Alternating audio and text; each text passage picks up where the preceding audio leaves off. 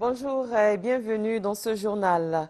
C'est reparti pour la confection de la carte nationale d'identité. Le ministre d'État, ministre de l'Intérieur et de la Sécurité a lancé hier l'opération ordinaire d'identification des populations. Les centres d'enrôlement sont désormais ouverts dans le district d'Abidjan et de Yamoussoukro. On en parle avec Hamza Diaby. Raymond Yaké est agent de mairie. Il habite la commune de Bingerville. Ce mardi, il se rend dans l'un des 2 centres d'enrôlement de sa commune pour se faire établir sa carte nationale d'identité. Je suis très ravi parce que ça m'a échappé en 2010. Donc ce soir-là, vraiment, ça devrait devenir une réalité. C'est rapide, en moins de 5 minutes à 10 minutes déjà, vous avez fini. C'est la reprise du processus d'identification ordinaire des populations. Et c'est le ministre d'État, ministre de l'Intérieur et de la Sécurité qui est venu procéder à son lancement. C'est la carte d'identité la plus sécurisée de la sous-région. Et c'est la carte d'identité qui coûte le moins cher. Je veux demander à nos agents d'accorder beaucoup d'attention à tous les pétitionnaires, d'avoir une qualité d'accueil, d'avoir le sourire. Celui qui vient demander sa carte, c'est son droit. Il ne faut pas lui demander autre chose que le timbre. Que ce ne soit pas encore l'occasion de racketter nos populations. Bingerville donne le top départ ce 15 juillet, mais c'est le pays tout entier qui sera bientôt couvert par les centres de collecte. L'Office national d'identification prévoit d'installer des centres fixes et des centres mobiles dans tout le pays. À la fin du mois de juillet, 10 régions ouvriront et enfin l'ensemble du territoire sera couvert le 1er septembre.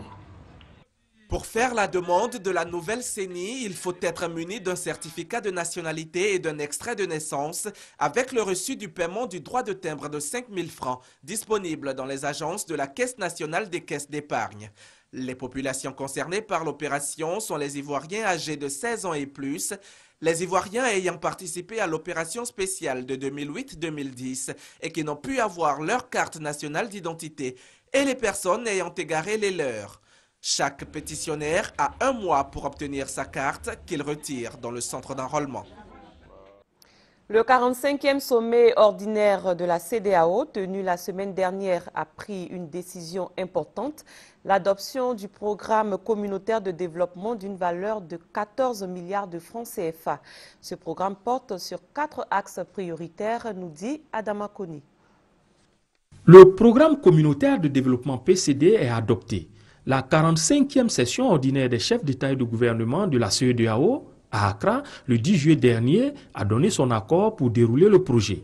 Le PCD est un programme inclusif impliquant les États membres, les organisations régionales d'intégration et les acteurs non étatiques. L'enjeu, répondre aux défis de développement de l'espace CEDEAO, défis qui se déclinent en 42 projets prioritaires. Déjà ici en Côte d'Ivoire, je pense qu'on a trouvé comme grand projet prioritaire le barrage de Soubré. Au-delà de cela, il y a des axes majeurs comme la route Lagos-Abidjan qui va faciliter la libre circulation des biens et des personnes dans la région et renforcer le processus d'intégration régionale.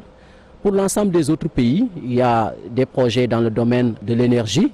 Déjà, la coordination du PCD est au travail à Abidjan pour réfléchir sur les stratégies de mobilisation des fonds.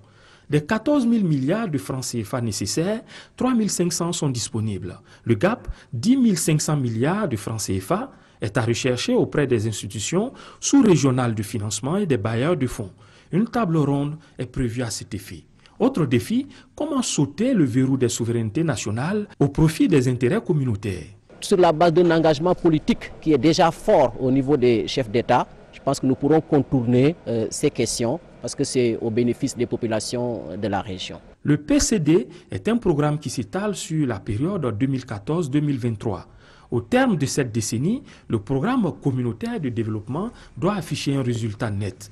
Réduire de moitié le nombre de citoyens vivant dans l'extrême pauvreté. Intéressons-nous à cette rencontre de 4 jours initiée par l'Association des femmes juristes de Côte d'Ivoire.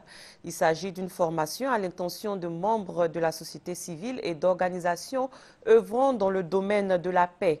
L'objectif est de promouvoir toute forme d'instabilité institutionnelle en vue d'aboutir à une véritable sécurité humaine. Le témoignage de Grace Kondo.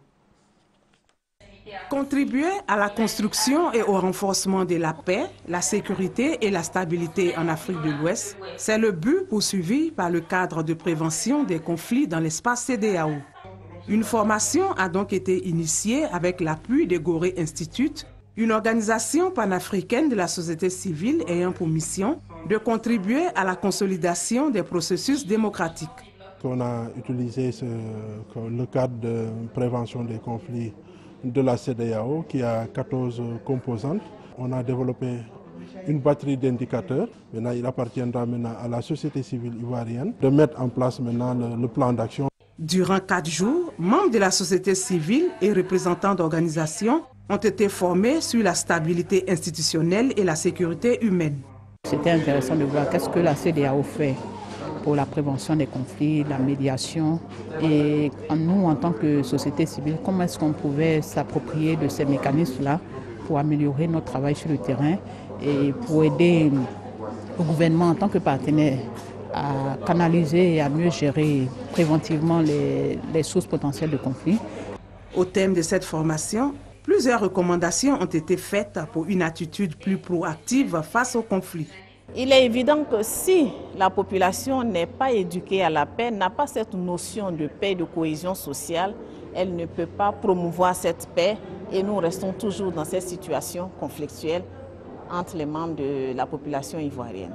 Plusieurs sous-thèmes ont meublé cette formation, notamment les facteurs de l'instabilité institutionnelle et analyse des résultats de la démocratie et gouvernance politique.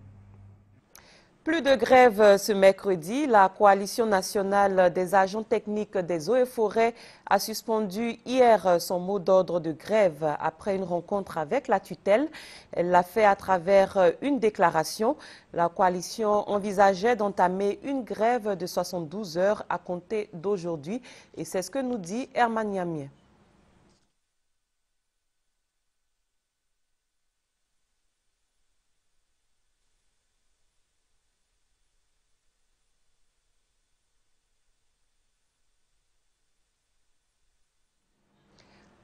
Désolé pour ce problème technique. Nous nous rendons directement de la Côte d'Ivoire au Congo, où les chauffeurs étrangers de taxis et de bus sont indésirables dans le pays. De nouvelles règles pour les véhicules verts au Congo. L'État a décidé de mettre de l'ordre dans le secteur des transports. Minibus et taxis seront surveillés de très près. Pas de bière au volant, permis de conduire en règle et des chauffeurs 100% congolais. Il faut payer taxi. À partir de maintenant, les taxis et les bus ne seront conduits que par les Congolais. La décision est prise, plus d'étrangers dans ce secteur. Cette décision, annoncée à grand fracas, date des années 90. Elle n'a cependant jamais été appliquée. Mais aujourd'hui, l'État a décidé de sévir en mettant en avant la préférence nationale et ça marche. Comme on dit, Dieu vaut mieux tard que jamais. C'est que la décision, elle est bonne, parce qu'on ne peut pas comprendre que dans un pays qui ait des étrangers qui conduisent jusqu'à aujourd'hui. La décision est très bonne. Très bonne. Je pense qu'en fait, tout Congolais courageux aura maintenant son travail. Opportunité pour les uns et le choc pour tant d'autres. Les chauffeurs originaires du Congo voisin, de Guinée ou du Mali se retrouvent bannis du jour au lendemain. J'ai tous mes papiers en règle et le véhicule est bien entretenu. Je conduis ici depuis 10 ans, je ne sais rien faire d'autre. J'ai tous mes papiers, ça me fait déjà 15 ans. On a fait déjà la circulation à Brazzaville, je connais tout Brazzaville, mais vraiment je suis étonné. Les chauffeurs non congolais ont 3 mois maximum pour plier bagages. L'opération Longwa Nanzele, libérer la voie, est en marche et tant pis pour les dérapages. Retour en Côte d'Ivoire où, comme je le disais plus tôt, la coalition nationale des agents techniques des eaux et forêts a suspendu hier son mot d'ordre de grève après une rencontre avec la tutelle. Elle l'a fait à travers une déclaration. La coalition envisageait d'entamer une grève de 72 heures à compter d'aujourd'hui. Herman Yamie. Les agents techniques des eaux et forêts de Côte d'Ivoire devaient entrer en grève de 72 heures du mercredi 16 au vendredi 18 juillet 2014 inclus. Vu que notre ministère de tutelle a créé un comité de négociation présidé par le directeur général des eaux et forêts, vu que ce dit comité a entamé des négociations avec le bureau exécutif national, la coalition nationale des agents techniques des eaux et forêts, ce lundi 14 juillet 2014, vu que ces négociations sont porteuses d'espoir, vu que la primature nous a rencontrés ce mardi 15 juillet 2014 pour le règlement des mêmes points de revendication, la CENATEF décide de la suspension du mot d'ordre de grève pour donner une chance aux négociations en cours. Demande à tous nos camarades de rester mobilisés et de veiller au respect strict de la réglementation forestière. Remercie tous nos camarades pour leur engagement pour la cause commune. Faisons à présent le reste de l'actualité dans le monde en bref. Nous commençons par la Russie. Le pays enregistre une vingtaine de morts à la suite d'un déraillement d'une rame de métro. Accident dans le métro de Moscou. Une rame a déraillé en pleine heure de pointe entre deux stations. Le bilan est encore incertain, mais il y aurait au moins une dizaine de morts et plus de 100 blessés. Pour l'instant, les causes de l'accident sont encore inconnues.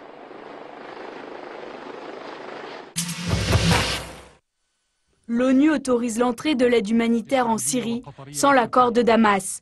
Le Conseil de sécurité a adopté cette résolution à l'unanimité. La Russie et la Chine n'ont pas posé leur veto. Ces convois humanitaires permettront de secourir les civils qui habitent les zones bombardées tenues par l'opposition.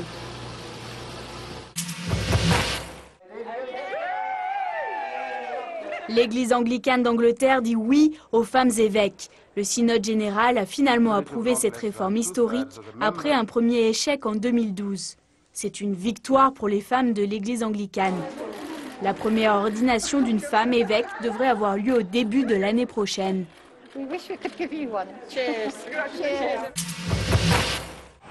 Les footballeurs allemands accueillis comme des héros à Berlin, dès leur arrivée à l'aéroport, des centaines de personnes ont acclamé les nouveaux champions du monde. Ils ont ensuite traversé la capitale à bord d'un bus pour saluer leurs supporters. Plus de 400 000 personnes se sont réunies devant la porte de Brandebourg pour fêter cette 4e étoile avec leurs champions. Nous terminons avec le Festival d'Avignon pour parler de théâtre. Allons à la découverte de Serge Amici, un ex-enfant soldat qui est sur les planches. Ballotté par la foule des festivaliers, Serge Amici découvre Avignon. Jeté dans le grand bain, il tracte aux côtés de Mathieu Jeunet, avec qui il partage la scène dans L'Enfant de demain. Il y raconte son histoire, l'histoire d'un Kadogo, un enfant soldat en République démocratique du Congo, plongé dans l'enfer. Il ne faut pas les jeter, les enfants là, ils ne sont pas mauvais, ils ne sont pas des machines de tuer. C'était juste manipulé contre leur volonté et du coup ils n'avaient pas d'autre choix. Ça pourrait arriver à n'importe quelle personne. Un plaidoyer à deux voix qui nous entraîne à travers ces vies volées et ravagées.